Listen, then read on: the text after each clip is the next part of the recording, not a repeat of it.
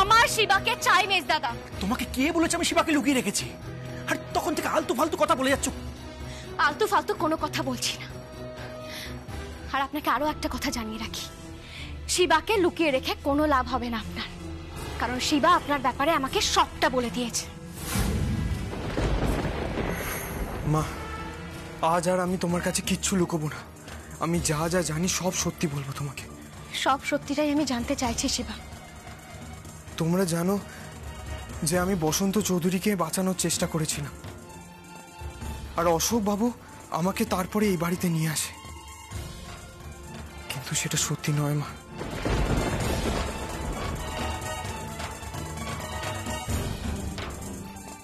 সত্যি নয় মানে? তুই তো আমাদেরকে এসব কথা বলেছিলি। কি হলো শিবা, চুপ করে থাকিস না, বল। হ্যাঁ মা, তোমরা সব সত্যিটা জানো না, কিন্তু আজকে আমি সবটা বলবো। আমি আগে বলতে পারিনি, কিন্তু আজকে সবটা বলছি। উনি আমাকে একটা কাজ দিয়েছিল এর আগে। কাজ? কি কাজ শিবা? শিবা চুপ করে থাকিস না, বল কি কাজ। কাজটা হলো বসন্ত চৌধুরীকে খুন করা। আমার ওনাকে অ্যাক্সিডেন্ট করে মারার কথা ছিল, কিন্তু যে কোনো কারণেই হোক উনি একই কাজের বরাত অন্য একজনকেও দিয়েছিলেন। তাই আমার এই খুনটা করার আগে অন্য একজন এই অ্যাক্সিডেন্টটা করে ফেলে। কিন্তু যখন আমি ওই অ্যাক্সিডেন্টটা নিজের চোখের সামনে দেখি, জানি না কেন আমার ভিতরে কষ্ট হচ্ছিল। সেই জন্য আমি ওখান থেকে ওনাকে হাসপাতালে নিয়ে যাওয়ার ব্যবস্থা করি।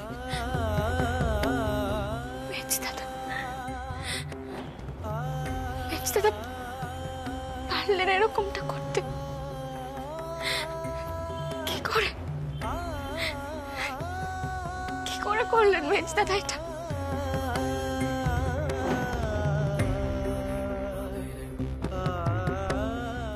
মেজদাদা বাবাকে কি করে মেরে ফেলতে পারলেন?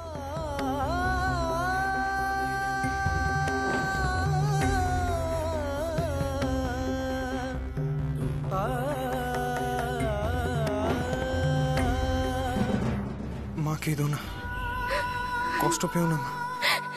শিবা, শিবা, শিবা, মেজদাদার কি করেছে আর কি কি করেছে আমি সবটা জানতে চাই। বলছি মা, সবটা বলছি। উনি তারপর আমাকে এই বাড়িতে নিয়ে আসে, এই বাড়ির সকলকে পথে বসানোর জন্য। কিন্তু উনি যখন জানতে পারলেন যে আমি এই বাড়ির সকলকে ভালোবেসে ফেলেছি, তারপর থেকে উনি আমাকে আর সহ্য করতে পারেন না।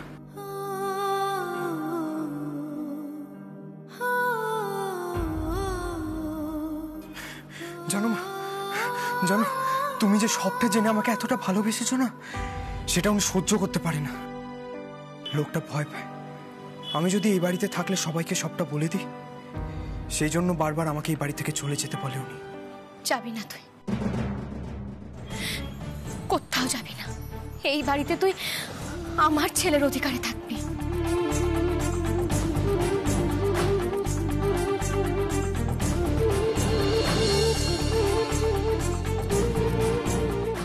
আর অশোক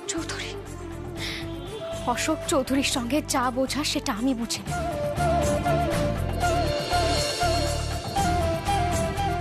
ছি মেজদাদা, ছি। এর পরেও আপনি আয়নার সামনে দাঁড়িয়ে নিজের মুখটা দেখতে পারেন? আপনার একটু লজ্জা করে না? আচ্ছা, আপনি তো নিজেও একজন বাবা হয়ে নিজের বাবাকে হত্যা করার মতো এত খারাপ একটা পরিকল্পনা করতে পারলেন আপনি? একটু খারাপ লাগলো না আপনার? আর এই ভণ্ড সাধুর বেশে মানুষকে আর কতদিন ঠকাবেন বলুন তো? আর কতদিন ঠকাবেন? অনেক কথা বলছো তুমি। লজ্জা করে না? ভাসুরের ঘরে এসে ভাসুরকে অপমান করছো, মন গড়া কথা বলছো। আমি মন গড়া কথা বলছি নয়তো কি? তোমার কথার কোনো প্রমাণ আছে? তোমার এই পাতানো ছেলে শিবা কোনো প্রমাণ দিতে পেরেছে তোমাকে? না, শিবা কোনো প্রমাণ দিতে পারেনি। তার মানে কোনো প্রমাণ যে নেই তাও কিন্তু নয় মেজদাদা।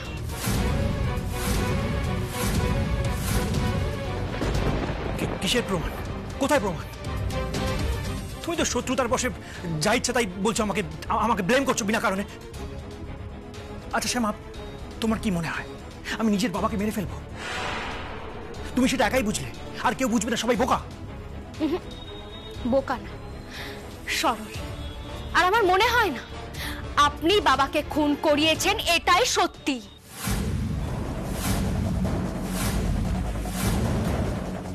আপনার যদি এতটুকুও সাহস থাকে তাহলে স্বীকার করুন। চুপ শ্যামা, চুপ করো তুমি। আমি কখনোই আমার বাবাকে মারিনি। তোমার ওই ছেলে মিথ্যে কথা বলেছে। আর ওকে আমি কেন এই বাড়িতে আনতে যাবো? বাবার অ্যাক্সিডেন্টের সময় ওর সঙ্গে আমার আলাপ হয়েছিল। আর ওকে তো আমি একা এই বাড়িতে আসতে বলিনি। শ্মশানে যারা যারা গেছিল তারা প্রত্যেকে বলেছে শিবাকে এই বাড়িতে আসতে। তারপর তুমি তো ওর হাতে ট্যাটু দেখলে, ওকে আটকে রাখলে। ও তো এসেছিল এই বাড়িতে ঠকাতে সবাইকে, আর সে কথা আমরা সবাই জানি।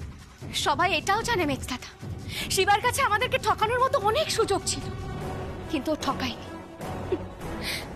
আর আপনি কি করেছেন? শিবাকে ভয় দেখিয়েছেন যাতে ও আমাদের কিচ্ছু না বলে। ব্ল্যাকমেল করেছেন এইটা বলে যে বাড়ির কেউ ওর কথা না, আপনার কথা শুনে ওকে বাড়ি থেকে তাড়িয়ে দেবে। শ্যামা, তুমি তখন থেকে এক কথা বলে যাচ্ছ। তোমার কাছে কি কোনো প্রমাণ আছে? যদি প্রমাণ থাকে বাড়ির সবার সামনে প্রমাণটা দাও, আর বলো আমি বাবাকে খুন করিয়েছি। যাও বলো। তোমার কাছে কোনো প্রমাণ নেই, আর তোমার প্রমাণ ছাড়া তোমাকে কেউ বিশ্বাস করবে না, এটা মনে রেখো। প্রমাণ আমি ঠিক সময় বার করে আনবো মেজদাদা।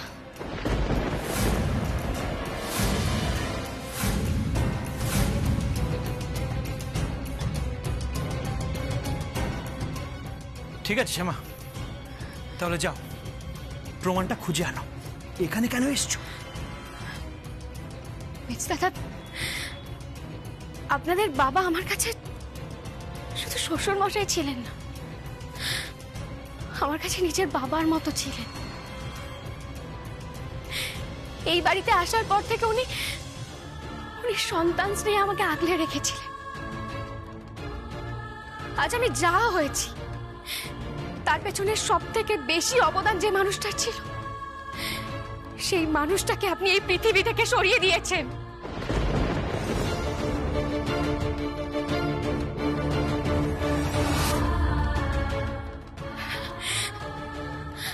আপনার এই অপরাধ আমি কোনোদিনও ক্ষমা করব না মেজদাদা। এই অন্যায়ের প্রতিশোধ আমি নেবই।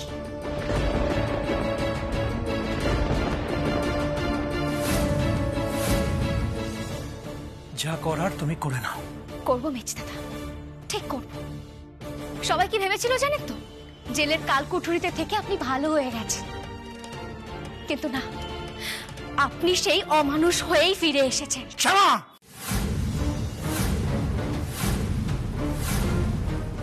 আঙুল নামিয়ে কথা বলুন মেজদাদা। যা বলেছি একদম ঠিক বলেছি। আপনার মতো হিংস্র মানুষদের না এই সমাজে ছেড়ে রাখতে নেই। তাই খুব শিগগিরই যাতে আবার আপনাকে খাঁচায় বন্দি করতে পারি, সেই ব্যবস্থাই আমি করব। আপনার এই অন্যায়ের শাস্তি না দিয়ে আমি মরেও শান্তি পাবো না।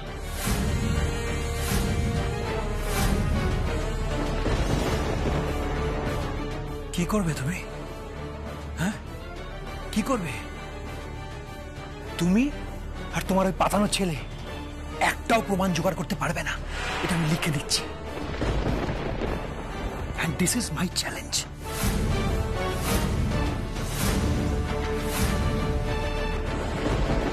কে জানেন তো মেজদাদা, অপরাধী যখন অন্যায় করে তখন সে ঠিক কোনো না কোনো চিহ্ন ফেলে আসে, আর এটাই অপরাধীর নিয়তি। ঠিক সেই রকমই সূত্র আপনি কোথায় না কোথায় ফেলে রেখেছেন, সেটা হয়তো আপনি নিজেই জানেন না, কিন্তু সেটাকে খুঁজে বার করে আপনাকে শাস্তি দেওয়ার দায়িত্ব আমার। শুধু এখন সময়ের অপেক্ষা। চিৎকার করবেন না মেজদাদা। আপনি কি ভেবেছেন আমি কিচ্ছু জানি না? অমরেন্দ্র চক্রবর্তীর লোকজনকে এই বাড়িতে ঢুকতে কে সাহায্য করেছে? আমি খুব ভালো করে জানি মেজদাদা, এই বাড়িতে আপনি সেই একমাত্র লোক যে নিজের ভাইয়ের খুনির হাতেও অস্ত্র তুলে দিতে পারেন। সহ্যের সীমা তুমি ছাড়িয়ে যাচ্ছ শ্যামা। আমি কিন্তু বাড়ির সবাইকে ডেকে বলবো, নিজের দোষ ঢাকতে তুমি আমাকে দোষারোপ করছো।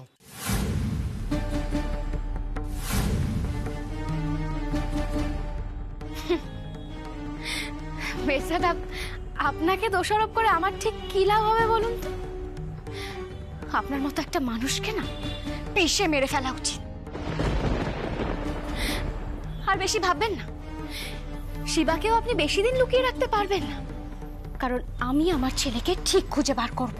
এই যাও যাও, যা ইচ্ছা করে নাও, আমাকে এসব কথা বলতে এসো না, ফল কিন্তু ভালো হবে না। সেটা তো সময়ের অপেক্ষা। আমি তো এখন আপনাকে শুধু সাবধান করতে এলাম। আপনি নিশ্চয়ই জানেন যে আমি কৃষ্ণ পুজো করি, তাহলে তো এটাও জানবেন কৃষ্ণের আর এক রূপ কিন্তু কালী।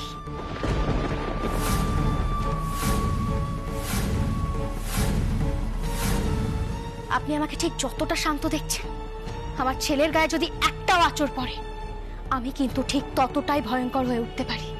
শুধু এটাই আপনাকে বলতে এলাম। অসুর বধ করতে আমার কোনোদিনও বাধেনি, আর বাঁধবেও না।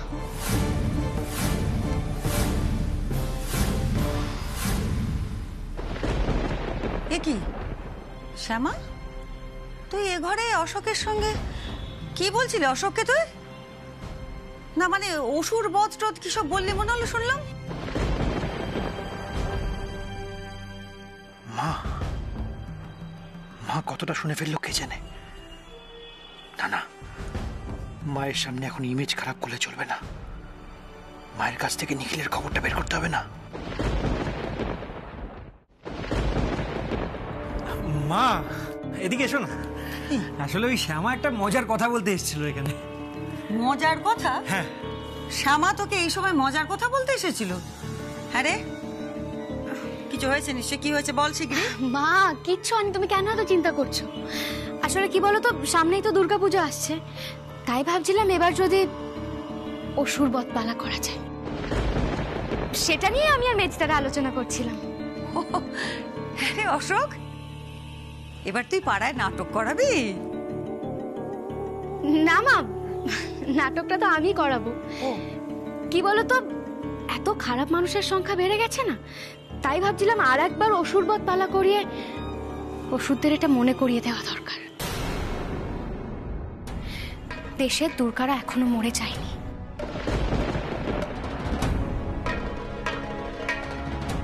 দশ হাত দিয়ে তারা তাদের সংসার রক্ষা করতে জানে।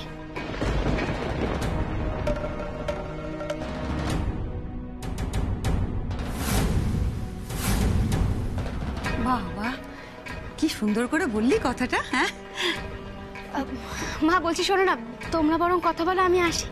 আমি ওদিকের কাজগুলো সে।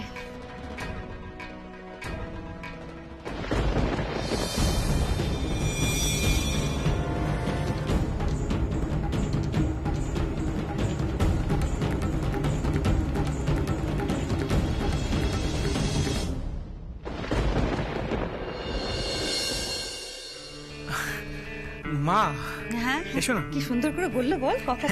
বসো। মা, তুমি একটা জিনিস খেয়াল করেছো? কি জিনিস রে? না মানে নিখিল চলে যাওয়ার পর থেকে শ্যামা কেমন একটা অপ্রকৃতিস্থ ব্যবহার করছে, অদ্ভুত একটা বিহেভ করছে, তাই না? অপ্রকৃতিস্থ? কই না তো, কথাটা তো স্বাভাবিকভাবেই বলছে। না মা, তুমি একটু লক্ষ্য করে দেখো, মাঝে মধ্যে কেমন একটা ছাড়া ছাড়া কথা বলছে। এই যে এখন নাটকের কথা বলে গেল, এর কোনো মানে আছে তুমি বলো? পুজো এখন কত দেরি, তাই না? হ্যাঁ, সেইটা অবশ্য ঠিকই। আমি প্রথমে সেটাই ভাবলাম যে পুজো তো অনেক দেরি, তারপরে ভেবে দেখলাম ও তো প্যান্ডেল ট্যান্ডেল যখন বানাতো কত আগে থেকে পরিকল্পনা করতে, বল ও তো নিখুঁতভাবে কাজ করতে চায়, তাই নাটক করবে তো বোধহয় অনেক আগে থেকে সমস্ত রিহার্সাল অনেক ব্যাপার আছে, তো সেই সব বোধহয়। না মা, আমার না বিষয়টা স্বাভাবিক লাগছে না। আমার মনে হচ্ছে ওকে একজন সাইকিয়াট্রিস্টের কাছে নিয়ে যাওয়া উচিত। না আসলে মাথায় চোট লেগে স্মৃতি হারানোর ইতিহাস তো ওরা আছে, এরপরে মানে অ্যালজাইমার যদি পাকাপাকিভাবে ধরে নেয় তখন আবার মানে অ্যাসাইলামে পাঠাতে না হয়, সেই জন্যই বলছিলাম আর কি।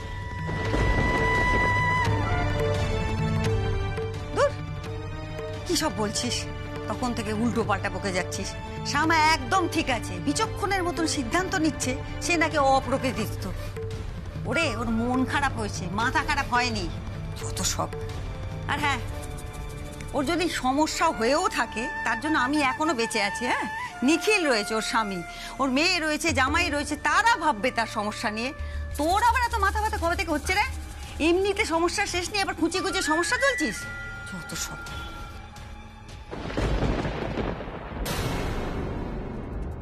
এখন দেখছো না মা, তবে রোজ এই ভুল জিনিসটা তোমার চোখের সামনে দেখাতে দেখাতে একদিন এই ভুলটাকেই ঠিক বলে বিশ্বাস করতে তুমি বাধ্য হবে। আমি জানি মা, তুমি খুব সরল আর শ্যামা। বাবার খুনের দায় তুমি যতই আমার ঘাড়ে চাপানোর চেষ্টা করো, তুমি কিচ্ছু করতে পারবে না। তার আগে তোমাকে আমি পাগলাগারদে পাঠানোর ব্যবস্থা করব। তখন তুমি শখ খেতে খেতে চিৎকার করতে করতে যাই বলবে, কেউ তোমার কোনো কথায় কান দেবে না, কেউ তোমাকে বিশ্বাস করবে না।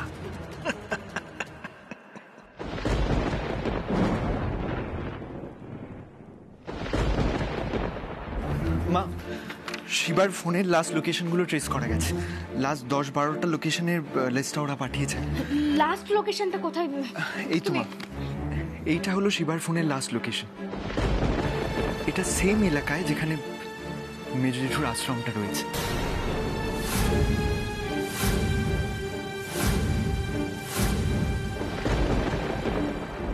এরপরে শিবার ফোন আর সুইচ অন হয়নি।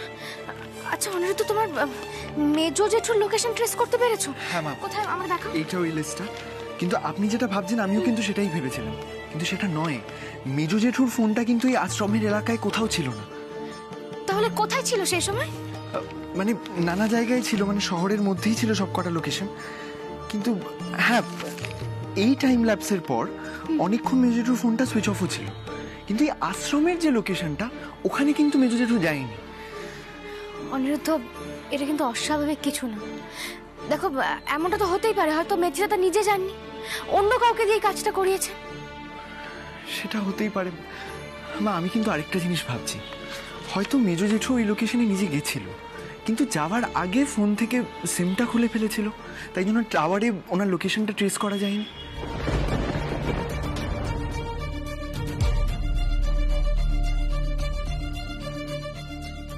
অনিরুদ্ধ বাবা, বলছি তুমি এগুলো ভালো করে দেখতে থাকো, আমি একটু আসছি, কেমন? তুমি দেখো। ও মা, শোনো না। ও অনিরুদ্ধ বাবু, আপনি আছেন, ভালোই হয়েছে। তুমিও যে গানের কম্পিটিশনের খোঁজ খবর রাখতে বলেছিলে না, আমি খোঁজ খবর নিয়েছি। ওটা এবছর বেনারসে হচ্ছে, আর ওখানে গিয়েই পার্টিসিপেট করতে হবে। বেনারসে যেতে হবে? কৃষ্ণা, এটা তো খুব ভালো খবর। অনিরুদ্ধ, সব ফর্ম জোগাড় করে ফিল আপ করে দেওয়ার দায়িত্ব কিন্তু তোমার। এমনিতেও আমাকে বেনারস যেতেই হতো, বাবা বিশ্বনাথ যে ডাক পাঠিয়েছে। কৃষ্ণা, তোর ভাইকে আমি ঠিক খুঁজে বার করব, দেখিস। আচ্ছা অনিরুদ্ধ, তুমি কৃষ্ণার চাচির কোনো খোঁজ পেলে? মা, আমি ওখানে লোকাল পুলিশের সাথে কন্ট্যাক্ট করেছি, ওনারা খুঁজছেন। আমার ধারণা কোনো একটা খবর তো পাওয়াই যাবে। আচ্ছা শোন না কৃষ্ণ, অনিরুদ্ধ বাবা, তোমরা তোমাদের মতো ব্যবস্থা করো, আর তার আগে এদিকে ঝামেলাটা মিটিয়ে নিতে হবে। আমি আসছি।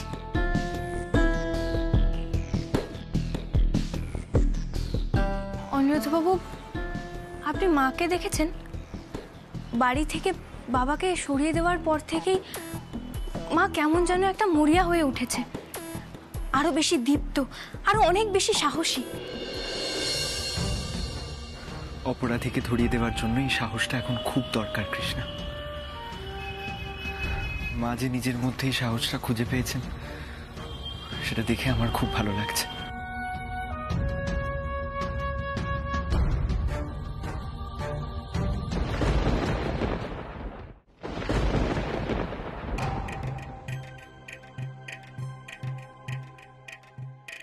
কোথায় যাচ্ছেন মেজদাদা?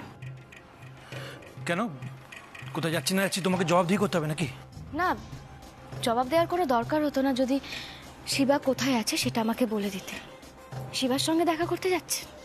শ্যামা, আমি তোমাকে কতবার বললাম শিবা কোথায় আমি জানি না, তাও এক প্রশ্ন কেন করে যাচ্ছ? মানে এক প্রশ্ন করলে কি আমার উত্তরটা বদলে যাবে বলে মনে হচ্ছে? মানে অদ্ভুত কিছু। পুলিশ জিজ্ঞাসা করলে আপনার উত্তরে একই থাকবে তো?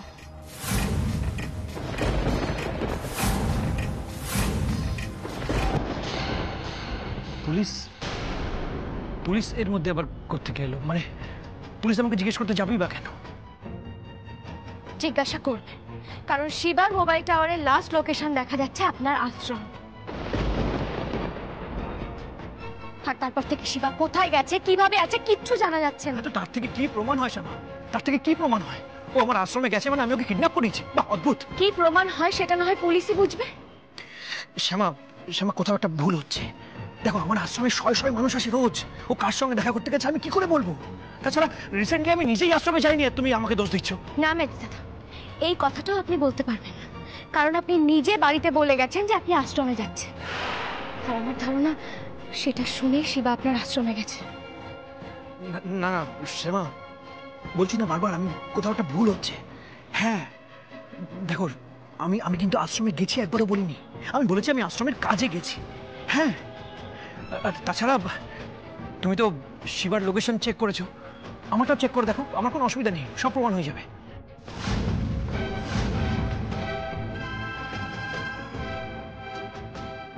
শ্যামা, তোমার সমস্যাটা কোথায় বলো তো আমাকে নিয়ে? না মানে এতদিন তো আমার পিছনে পড়েছিলে, এখন আমরা আশ্রমটাকেও ছাড়ছো না। একটা আশ্রম বানিয়েছি আমি কিছু দুস্থ মানুষের সেবা করার জন্য, অসহায় মানুষের পাশে থাকার জন্য, আর সেই আশ্রমটাকেও ছাড়ছো না। মানে আমার কিছু বলার নেই চেষ্টার। তার মানে আপনি বলবেন না, তাই তো? ভালোই ভালোই শিবাকে ফিরিয়ে দেবেন না।